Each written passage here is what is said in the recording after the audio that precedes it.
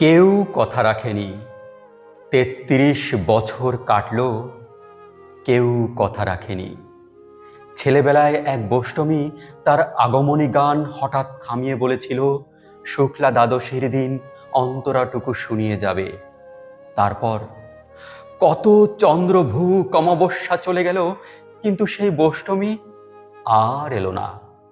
২৫ বছর প্রতীক্ষায় আছি।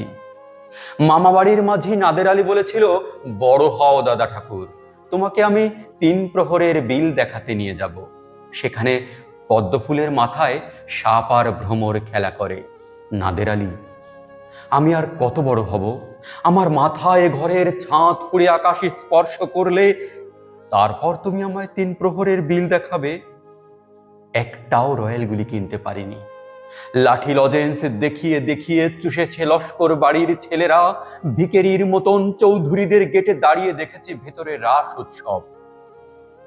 অবিরল রঙের ধারার মধ্যে সুবর্ণ কঙ্কন পরা ফর্সা রমণীরা কত রকম আমোদে হেসেছে। আমার দিকে তারা ফিরেও তাকায়নি। বাবা আমার কাছ ছুঁয়ে বলেছিলেন, দেখিস একদিন আমরাও। বাবা এখন অন্ধ, আমাদের দেখা হয়নি কিছুই। সেই রয়্যালগুলি, সেই লাঠি লজেন্স, সেই রাস উৎসব আমায় কেউ ফিরিয়ে দেবে না। বুকের মধ্যে সুগন্ধি রুমাল রেখে বরুণা বলেছিল, যেদিন আমায় সত্যিকারের ভালোবাসবে সেদিন আমার বুকেও এরকম আতরের গন্ধ হবে। ভালোবাসার জন্য আমি হাতের মুঠোয় প্রাণ নিয়েছি। দুরন্ত ষাঁড়ের চোখে বেঁধেছি লাল কাপড়। বিশ্ব সংসার তন্ন তন্ন করে খুঁজে এনেছি ১০৮টা নীল পদ্ম। তবু